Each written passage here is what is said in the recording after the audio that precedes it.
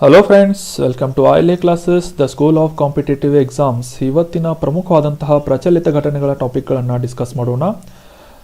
ನಮ್ಮ ಚಾನಲ್ಗೆ ಹೊಸದಾಗಿ ಭೇಟಿ ನೀಡಿದರೆ ಸಬ್ಸ್ಕ್ರೈಬ್ ಮಾಡಿ, ಬೆಲ್ ಐಕಾನನ್ನು ಕ್ಲಿಕ್ ಮಾಡಿ. ನಾವು ಈಗ ಡಿಸ್ಕಸ್ ಮಾಡೋ ಆರ್ಟಿಕಲ್ಗಳ PDF ಫ್ರೀಯಾಗಿ ಡೌನ್ಲೋಡ್ ಮಾಡಿಕೊಳ್ಳಲು ನಮ್ಮ ಟೆಲಿಗ್ರಾಮ್ ಚಾನಲನ್ನು ಸಬ್ಸ್ಕ್ರೈಬ್ ಮಾಡಿ. ಅಲ್ಲಿಂದ ಕರೆಂಟ್ ಅಫೇರ್ಸ್ ನೋಟ್ಸ್ಗಳನ್ನು ಡೌನ್ಲೋಡ್ ಮಾಡಿಕೊಂಡು ರಿವೈಸ್ ಮಾಡ್ಕೋಬೋದು. ಲಾಸ್ಟ್ ಸೆಷನ್ನಲ್ಲಿ ಕೇಳಲಾದಂತಹ ಪ್ರಶ್ನೆಯ ಸರಿಯಾದ ಉತ್ತರವನ್ನು ತಿಳ್ಕೊಳ್ಳೋಣ. ಕಾರ್ಬನ್ ಅಂಶವನ್ನು ಆಧರಿಸಿ ಕೆಳಗಿನವುಗಳಲ್ಲಿ ಯಾವುದು ಉತ್ತಮ ಗುಣಮಟ್ಟದ ಕಲ್ಲಿದ್ದಲು ಅಂತ ಪ್ರಶ್ನೆ ಇದೆ. ಆಪ್ಷನ್ಗಳಲ್ಲಿ ಅಂಥ್ರಾಸೈಟ್, ಬಿಟುಮಿನಸ್, ಲಿಗ್ನೈಟ್, ಪೀಟ್ ಅಂತ ಇದೆ. ಸೊ ಇದರ ಸರಿಯಾದ ಉತ್ತರ ಆಪ್ಷನ್ ಎ, ಅಂಥ್ರಾಸೈಟ್. ಅಂಥ್ರಾಸೈಟ್ ಎನ್ನುವ ಕಲ್ಲಿದ್ದಲು ಅತ್ಯಂತ ಉತ್ತಮವಾದಂತಹ ಕಲ್ಲಿದ್ದಲಾಗಿದ್ದು ಇದರಲ್ಲಿ ಅತಿ ಹೆಚ್ಚಿನ ಕಾರ್ಬನ್ ಅಂಶ ಇರುತ್ತದೆ. ಇನ್ನು ಈ ಟೈಪ್ಸ್ ಆಫ್ ಕೋಲ್ ಅಥವಾ ಈ ಕಲ್ಲಿದ್ದಲುಗಳಿನ ಒಂದು ಟೈಪ್ಸನ್ನು ನೋಡೋದಾದರೆ ಅಂಥ್ರಾಸೈಟ್, ಬಿಟುಮಿನಸ್, ಲಿಗ್ನೈಟ್, ಪೀಟ್ ಅನ್ನುವ ಒಂದು 4 ವಿಧಗಳಲ್ಲಿ ಕಲ್ಲಿದ್ದಲಿನ ಒಂದು ಇಂಗಾಲದ ಅಂಶವನ್ನು ಆಧರಿಸಿ ಇವುಗಳನ್ನು ಕ್ಯಾಟಗರೈಸ್ ಮಾಡಲಾಗಿದೆ. ಅಂಥ್ರಾಸೈಟ್ ಎನ್ನುವ ಕಲ್ಲಿದ್ದಲಿನಲ್ಲಿ ಸುಮಾರು 80-95% ಕಾರ್ಬನ್ ಅಂಶವಿದ್ದು ಇದು ಹೈಯೆಸ್ಟ್ ಕ್ಯಾಲೋರಿಫಿಕ್ ವ್ಯಾಲ್ಯೂವನ್ನು ಕೂಡ ಹೊಂದಿದೆ. ಸೊ ಹೀಗಾಗಿ ಇದು ಅತ್ಯುತ್ತಮ ಮಟ್ಟದ ಗುಣಮಟ್ಟದ ಕೋಲ್ ಅಥವಾ ಕಲ್ಲಿದ್ದಲಾಗಿದೆ. ಬಿಟುಮಿನಸ್ ಅನ್ನೋದು 2ನೇ ಕ್ಯಾಟಗರಿಯಲ್ಲಿ ಬರ್ತಾ ಇದ್ದು ಇದರಲ್ಲಿ ಆಸ್ ಕಂಪೇರ್ಡ್ ಟು ಅಂಥ್ರಾಸೈಟ್ ಕಡಿಮೆ ಮಟ್ಟದ ಕಾರ್ಬನ್ ಕಂಟೆಂಟ್ ಇರುತ್ತೆ. ಇದರಲ್ಲಿ ಸುಮಾರು 60-80% ಕಾರ್ಬನ್ ಅಂಶ ಇರುತ್ತದೆ. ನೆಕ್ಸ್ಟ್ ಲಿಗ್ನೈಟ್ ಅನ್ನುವ ಕಲ್ಲಿದ್ದಲಿನಲ್ಲಿ 40-55% ಇಂಗಾಲದ ಅಂಶವನ್ನು ಕಾರ್ಬನ್ ಕಂಟೆಂಟನ್ನು ಹೊಂದಿರುತ್ತೆ. ಇದು 3rd ಕ್ಯಾಟಗರಿಯಲ್ಲಿ ಬಂದರೆ 4th ಕ್ಯಾಟಗರಿಯಲ್ಲಿ ಅತ್ಯಂತ ಕಡಿಮೆಯಾದಂತಹ ಕಾರ್ಬನ್ ಕಂಟೆಂಟ್ ಅಂದರೆ 40%ಗಿಂತ ಕಡಿಮೆಯಾದಂತಹ ಇಂಗಾಲದ ಅಂಶವನ್ನು ಈ ಪೀಟ್ ಅನ್ನುವ ಕಲ್ಲಿದ್ದಲು ಹೊಂದಿರುತ್ತೆ. ಅತ್ಯಂತ ಕಡಿಮೆಯಾದಂತಹ ಕ್ಯಾಲೋರಿಫಿಕ್ ವ್ಯಾಲ್ಯೂವನ್ನು ಕೂಡ ಈ ಪೀಟ್ ಅನ್ನುವ ಕಲ್ಲಿದ್ದಲು ಹೊಂದಿರುತ್ತೆ. ಸೊ ಇವತ್ತಿನ ಪ್ರಶ್ನೆನ ನೋಡೋಣ. ಬೇಟಿ ಬಚಾವೋ ಬೇಟಿ ಪಢಾವೋ ಅನ್ನುವ ಯೋಜನೆ ಯಾವುದಕ್ಕೆ ಸಂಬಂಧಿಸಿದೆ ಅಂತ. ಆಪ್ಷನ್ಗಳಲ್ಲಿ ಮಹಿಳಾ ಸಬಲೀಕರಣ, ಹೆಣ್ಣು ಮಕ್ಕಳ ಅಭಿವೃದ್ಧಿ, ಹೆಣ್ಣು ಮಕ್ಕಳ ಶಿಕ್ಷಣ ಅಥವಾ ಮೇಲಿನ ಎಲ್ಲ ಅಂತ. ಸೊ ಸರಿಯಾದ ಉತ್ತರವನ್ನು ಕಮೆಂಟ್ ಬಾಕ್ಸ್ನಲ್ಲಿ ಕಮೆಂಟ್ ಮಾಡಿ. ನಾಳೆ ಈ ಕುರಿತಾದಂತಹ ಡಿಸ್ಕಷನ್ ಮಾಡಿ ಸರಿಯಾದ ಉತ್ತರವನ್ನು ತಿಳ್ಕೊಳ್ಳೋಣ. ಲಾಸ್ಟ್ ಸೆಷನ್ನಲ್ಲಿ ಕೇಳಲಾದಂತಹ ಪ್ರಶ್ನೆಯ ಸರಿಯಾದ ಉತ್ತರವನ್ನು ನೀಡಿದವರು ಪ್ರಸನ್ನ ಕುಮಾರ್ ಅಂತ. ಇವರಿಗೆ ಕಂಗ್ರ್ಯಾಚುಲೇಷನ್ಸ್. ಇದೇ ರೀತಿ ಡಿಸ್ಕಷನ್ನಲ್ಲಿ ಭಾಗವಹಿಸ್ತಾ ಇರಿ. ಹೀಗೆ ಪಾರ್ಟಿಸಿಪೇಟ್ ಮಾಡೋದ್ರಿಂದ ನಿಮ್ಮ ನಾಲೆಜ್ ಕೂಡ ಇಂಪ್ರೂವ್ ಆಗುತ್ತೆ ಅಂತ ಹೇಳ್ತಾ ಲಾಸ್ಟ್ ಸೆಷನ್ನಲ್ಲಿ ಮಾಡಲಾದಂತಹ ಡಿಸ್ಕಷನ್ನ ಕುರಿತಾದಂಥ ಕೆಲವೊಂದು ಪ್ರಶ್ನೆಗಳನ್ನು ರಿವೈಸ್ ಮಾಡೋಣ.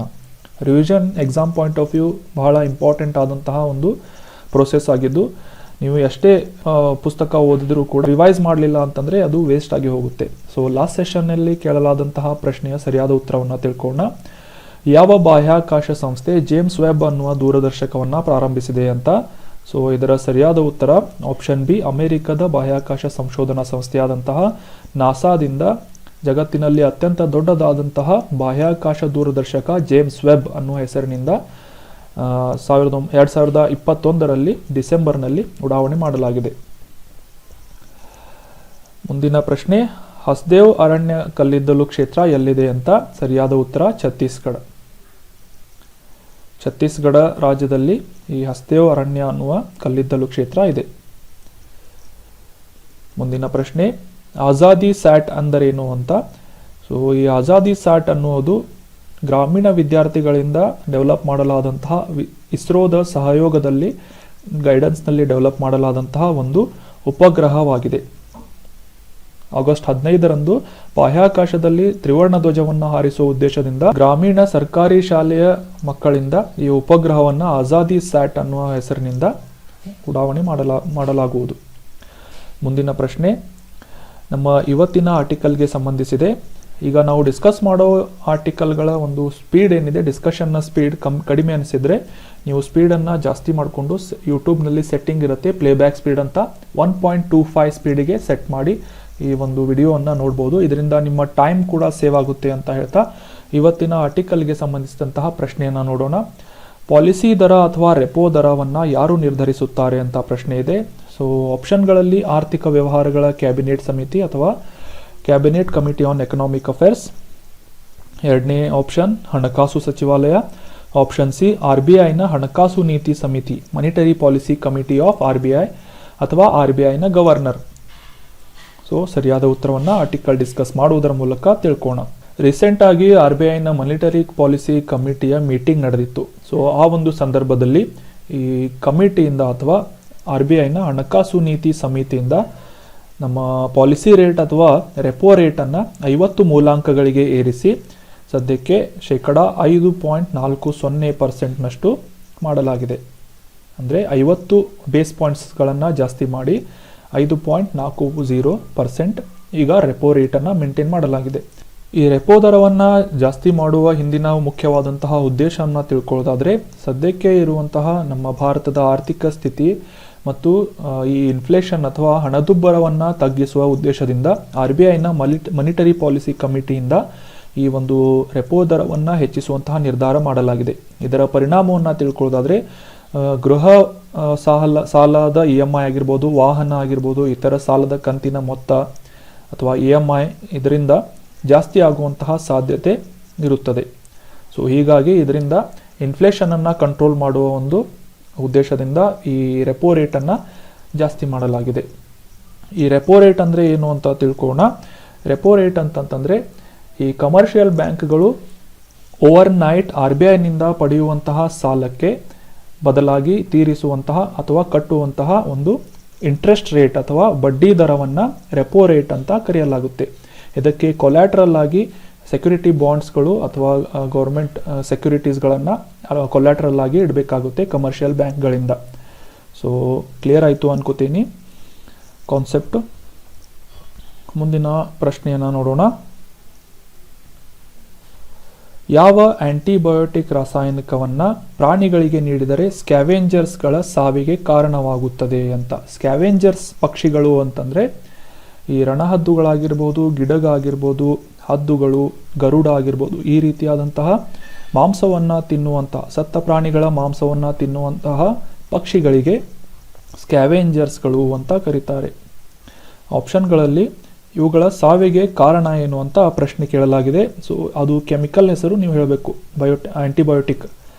So aminoglycosides, macrolides, delafloxacin, diclofenac sodium. So ಸರಿಯಾದ ಉತ್ತರವನ್ನು ಈ ಆರ್ಟಿಕಲ್ ಡಿಸ್ಕಸ್ ಮಾಡುವುದರ ಮೂಲಕ ತಿಳ್ಕೋಣ.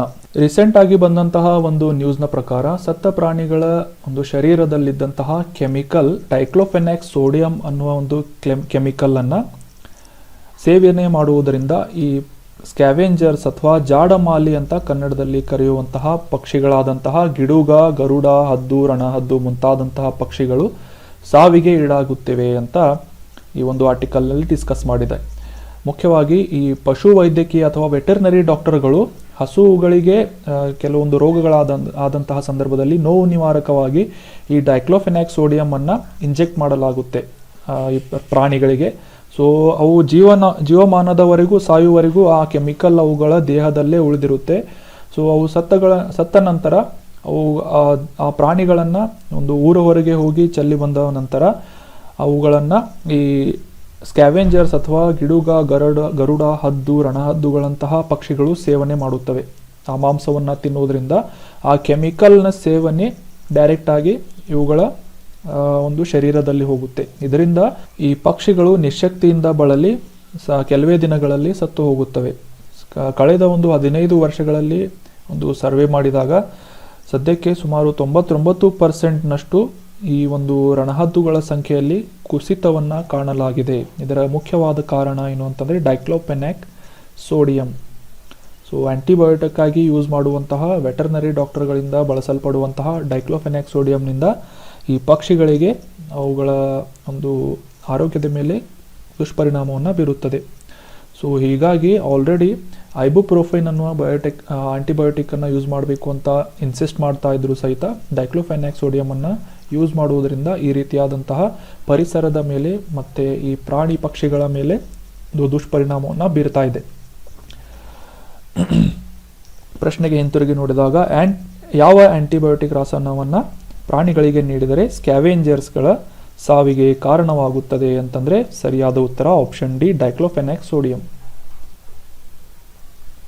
ಮುಂದಿನ ಪ್ರಶ್ನೆಯನ್ನು ನೋಡೋಣ. Total how many sustainable development goals are to be achieved till 2030 which are set by United Nation ಅಂತ ಪ್ರಶ್ನೆ ಇದೆ. 2030ರವರೆಗೆ ಎಷ್ಟು ಸುಸ್ಥಿರ ಅಭಿವೃದ್ಧಿ ಗುರಿಗಳನ್ನು ಸಾಧಿಸಬೇಕೆಂಬ ಒಂದು ಗುರಿಯನ್ನು ಯುನೈಟೆಡ್ ನೇಷನ್ ಅಥವಾ ವಿಶ್ವಸಂಸ್ಥೆಯಿಂದ ನಿರ್ಧಾರ ಮಾಡಲಾಗಿದೆ ಅಂತ ಪ್ರಶ್ನೆ ಇದೆ. ಸೊ ಅವುಗಳ ಸಂಖ್ಯೆ ಎಷ್ಟು ಅಂತ ಹೇಳಬೇಕು. 15, 16, 17, 18 ಅಂತ ಇದೆ. ಸೊ ಸರಿಯಾದ ಉತ್ತರವನ್ನು ಈ ಆರ್ಟಿಕಲ್ ಡಿಸ್ಕಸ್ ಮಾಡಿದ ಮೇಲೆ ತಿಳ್ಕೊಳ್ಳೋಣ. ಅದೇ ಪ್ರಶ್ನೆಗೆ ರಿಲೇಟ್ ಆದಂತಹ ಒಂದು ಆರ್ಟಿಕಲ್ ಇದು.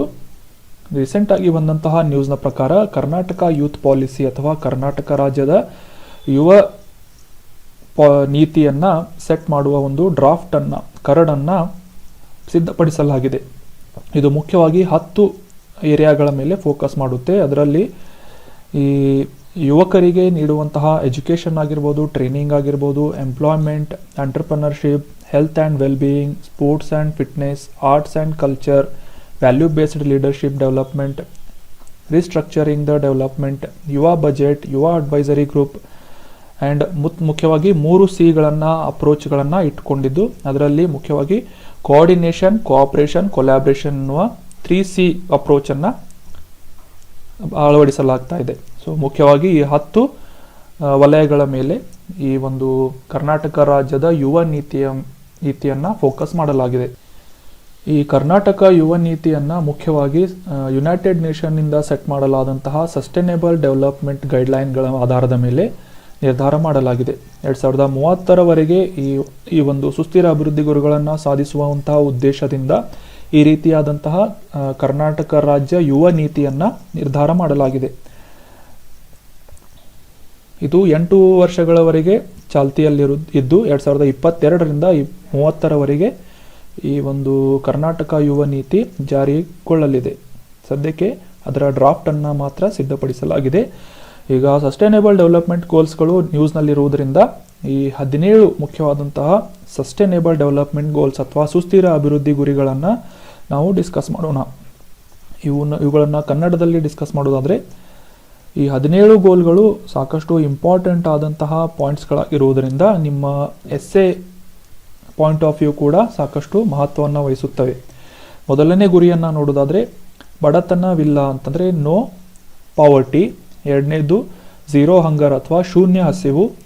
3ನೇ ಗುರಿ ಉತ್ತಮ ಆರೋಗ್ಯ ಮತ್ತು ಯೋಗಕ್ಷೇಮ, ಹೆಲ್ತ್ ಆ್ಯಂಡ್ ವೆಲ್ಬೀಯಿಂಗ್ ಅಂತ ಹೇಳ್ಬೋದು. ಗುರಿ 4 ಗುಣಮಟ್ಟದ ಶಿಕ್ಷಣ. ಗುರಿ 5 ಲಿಂಗ ಸಮಾನತೆ. ಗುರಿ 6 ಶುದ್ಧ ನೀರು ಮತ್ತು ನೈರ್ಮಲ್ಯ. ಗುರಿ 7 ಕೈಗೆಟುಕುವ ಶುದ್ಧ ಶಕ್ತಿ. ಗುರಿ 8 ಯೋಗ್ಯ ಕೆಲಸ ಮತ್ತು ಆರ್ಥಿಕ ಬೆಳವಣಿಗೆ. ಗುರಿ 9 ಕೈಗಾರಿಕೆ ನಾವೀನ್ಯತೆ ಮತ್ತು ಮೂಲಸೌಕರ್ಯ. ಗುರಿ 10 ಕಡಿಮೆಯಾದಂತಹ ಅಸಮಾನತೆ, ಸುಸ್ಥಿರ ನಗರಗಳು, ಸಮುದಾಯಗಳು. ನೆಕ್ಸ್ಟ್ ಜವಾಬ್ದಾರಿಯುತ ಬಳಕೆ ಮತ್ತು ಉತ್ಪಾದನೆ. ನಂತರ ಹವಾಮಾನ ಕ್ರಿಯೆ. ಗುರಿ 14 ನೀರಿನ ಕೆಳಗಡೆಯ ಜೀವನ ಅಂದರೆ ಈ ಸಮುದ್ರದಲ್ಲಿ ವಾಸಿಸುವಂತಹ, ನೀರಿನಲ್ಲಿ ವಾಸಿಸುವಂತಹ ಜಲಚರಗಳ ಒಂದು ರಕ್ಷಣೆ. ಗುರಿ 15 ಭೂಮಿ ಮೇಲೆ ವಾಸಿಸುವಂತಹ ಪ್ರಾಣಿಗಳ ಒಂದು ಜೀವನದ ಮೇಲೆ ಫೋಕಸ್ ಮಾಡಿ ಈ ಗುರಿಯನ್ನು ಸೆಟ್ ಮಾಡಲಾಗಿದೆ. ನಂತರ ಗುರಿ 16 ಶಾಂತಿ ಮತ್ತು ನ್ಯಾಯದ ಪ್ರಬಲ ಇನ್ಸ್ಟಿಟ್ಯೂಷನ್ಗಳನ್ನು ಡೆವಲಪ್ ಮಾಡುವುದು. ಗುರಿ 17 ಈ ಎಲ್ಲ 16 ಗುರಿಗಳನ್ನು ಸಾಧಿಸಲು ಎಲ್ಲ ಜಗತ್ತಿನಾದ್ಯಂತ ಇರುವಂತಹ ರಾಷ್ಟ್ರಗಳಲ್ಲಿ ಪಾಲುದಾರಿಕೆಯನ್ನು ಹೆಚ್ಚಿಸುವುದು ಈ ಒಂದು 17ನೇ ಗುರಿಯ ಮುಖ್ಯ ಉದ್ದೇಶ ಆಗಿದೆ. ಸೊ ನೋಟ್ಸ್ಗಳಲ್ಲಿ ಈ ಎಲ್ಲ ಪಾಯಿಂಟ್ಸ್ಗಳನ್ನು PDF ನಿಮಗೆ ಡೌನ್ಲೋಡ್ ಮಾಡಿಕೊಳ್ಳಲು ಅವಕಾಶ ಮಾಡಿಕೊಡಲಾಗುವುದು. ಇಮಿಡಿಯೇಟ್ ಆಗಿ ನಾಳೆ ಈ ಒಂದು PDF ಅಪ್ಲೋಡ್ ಮಾಡಲಾಗುವುದು. ಮುಂದಿನ ಪ್ರಶ್ನೆಯನ್ನು ನೋಡೋಣ. Central government's 20% ethanol blending target to be achieved by when ಅಂತ ಕೇಳಲಾಗಿದೆ. 20%ನ ಎಥೆನಾಲ್ ಮಿಶ್ರಣವನ್ನು ಕೇಂದ್ರ ಸರ್ಕಾರದಿಂದ ಯಾವ ವರ್ಷದವರೆಗೆ ಗುರಿಯನ್ನು ಸಾಧಿಸಬೇಕು ಅಂತ ನಿರ್ಧಾರ ಮಾಡಲಾಗಿದೆ ಅಂತ ಪ್ರಶ್ನೆ ಇದೆ. ಸೊ ಆಪ್ಷನ್ಗಳಲ್ಲಿ 2023, 2024, 2025, 2026 ಅಂತ ಇದೆ. ಸರಿಯಾದ ಉತ್ತರವನ್ನು ಆರ್ಟಿಕಲ್ ಡಿಸ್ಕಸ್ ಮಾಡುವುದರ ಮೂಲಕ ತಿಳಿದುಕೊಳ್ಳೋಣ. ಭಾರತ ಕಚ್ಚಾ ತೈಲದ ಆಮದಿಗಾಗಿ ಬೇರೆ ರಾಷ್ಟ್ರಗಳ ಮೇಲೆ ಎಷ್ಟು ಅವಲಂಬನೆಯನ್ನು ಹೊಂದಿದೆ ಅಂತ ನಮಗೆಲ್ಲ ಗೊತ್ತಿರುವಂತಹ ವಿಚಾರ. ಸೊ ಈ ಒಂದು ಡಿಪೆಂಡೆನ್ಸಿಯನ್ನು ಕಡಿಮೆ ಮಾಡುವ ದೃಷ್ಟಿಯಿಂದ ಪೆಟ್ರೋಲ್ನಲ್ಲಿ ಎಥೆನಾಲನ್ನು ಮಿಕ್ಸ್ ಮಾಡಿ ಪೆಟ್ರೋಲನ್ನು ಉತ್ಪಾದನೆ ಅಥವಾ ಬಳಸಬೇಕು ಅಂತ ನಿರ್ಧಾರ ಮಾಡಲಾಗಿದೆ. ಸೊ 2025 ಒಳಗೆ ಸುಮಾರು 20% ಪೆಟ್ರೋಲ್ನಲ್ಲಿ ಈ ಒಂದು ಎಥೆನಾಲನ್ನು ಮಿಕ್ಸ್ ಮಾಡಿ ಪೆಟ್ರೋಲನ್ನು ಉಪಯೋಗಿಸಬೇಕು ಅಂತ ಕೇಂದ್ರ ಸರ್ಕಾರದಿಂದ ನಿರ್ಧಾರ ಮಾಡಲಾಗಿದ್ದು, ಸೊ ಈ ಎಥೆನಾಲ್ ಉತ್ಪಾದನೆ ಮಾಡುವಂತಹ ಕಾರ್ಖಾನೆಗಳಿಗೆ ಸಾಕಷ್ಟು ಎಂಫಸೈಸನ್ನು, ಪ್ರಾಮುಖ್ಯತೆಯನ್ನು ಕೇಂದ್ರ ಸರ್ಕಾರದಿಂದ ನೀಡಲಾಗ್ತಾ ಇದೆ. ಈ ಎಥೆನಾಲನ್ನು ಉತ್ಪಾದಿಸುವ ಮುಖ್ಯವಾದಂತಹ ಕಚ್ಚಾ ವಸ್ತು ಯಾವುದು ಅಂತಂದರೆ ಈ ಸಕ್ಕರೆ ಉದ್ಯಮಕ್ಕೆ ಬಳಸುವಂತಹ ಕಬ್ಬಿನ ಬೆಳೆ ಏನಿದೆ, ಕಬ್ಬನ್ನು ಈ ಒಂದು ಎಥೆನಾಲ್ ಉತ್ಪಾದಿಸುವ ಒಂದು ಕಾರ್ಖಾನೆಗಳಲ್ಲಿ ಕಚ್ಚಾ ವಸ್ತುವಾಗಿ ಉಪಯೋಗಿಸಲಾಗುತ್ತೆ. ಸೊ ಹೀಗಾಗಿ ಈ ಕಬ್ಬಿಗೂ ಕೂಡ ಸಾಕಷ್ಟು ಒಂದು ಬೆಲೆ ಏರುವುದರಿಂದ ಅಥವಾ ಡಿಮ್ಯಾಂಡ್ ಜಾಸ್ತಿ ಆಗುವುದರಿಂದ ಸೊ ರೈತರಿಗೆ ಇದರಿಂದ ಸಾಕಷ್ಟು ಸಹಾಯ ಆಗುವ ಸಾಧ್ಯತೆಗಳು ಇರುತ್ತವೆ. ಸದ್ಯಕ್ಕೆ ಎಥೆನಾಲನ್ನು ಉತ್ಪಾದನೆ ಮಾಡುವ ಒಂದು ನಿಟ್ಟಿನಲ್ಲಿ ಕರ್ನಾಟಕ ಅಗ್ರಸ್ಥಾನದಲ್ಲಿದ್ದು, ನೆನ್ಪಿಟ್ಕೊಳ್ಳಿ, ಎಥೆನಾಲನ್ನು ಈ ಪೆಟ್ರೋಲ್ಗಳಲ್ಲಿ ಮಿಕ್ಸ್ ಮಾಡಲಾಗುತ್ತೆ. ಇದರಿಂದ ಈ ಇಂಗಾಲದ ಹೊರಸೂಸುವಿಕೆ ಕೂಡ ಕಡಿಮೆ ಆಗ್ತಾ ಇತ್ತು ಅಥವಾ ಕಾರ್ಬನ್ ಎಮಿಷನ್ ಕೂಡ ಕಡಿಮೆ ಆಗ್ತಾ ಇತ್ತು. ಈ ಎಥೆನಾಲ್ನಿಂದ ಈ ಬೇರೆ ರಾಷ್ಟ್ರಗಳ ಮೇಲೆ ಅವಲಂಬನೆ, ಕಚ್ಚಾ ತೈಲದ ಒಂದು ಇಂಪೋರ್ಟ್ ಮೇಲಿನ ಅವಲಂಬನೆ ಕೂಡ ಕಡಿಮೆ ಆಗುತ್ತದೆ. ಸೊ ಈ ಎಥೆನಾಲ್ ಬಗ್ಗೆ ತಿಳ್ಕೊಳ್ಳೋದಾದರೆ ಇದು ಒಂದು ಮುಖ್ಯವಾದಂತಹ ಜೈವಿಕ ಇಂಧನವಾಗಿದ್ದು, ಇದನ್ನು ಈಥೈಲಿನ್ ಹೈಡ್ರೇಷನ್ ಅನ್ನುವ ಒಂದು ಪೆಟ್ರೋಕೆಮಿಕಲ್ ಪ್ರೋಸೆಸ್ನಿಂದ ಉತ್ಪಾದನೆ ಮಾಡಲಾಗುತ್ತೆ. ಈ ಸಕ್ಕರೆಯನ್ನು ಈಸ್ಟ್ನೊಂದಿಗೆ ಫರ್ಮೆಂಟೇಷನ್ ಅಥವಾ ಹುದುಗಿಸುವಿಕೆ ಅಂತ ಕರಿತೇವೆ.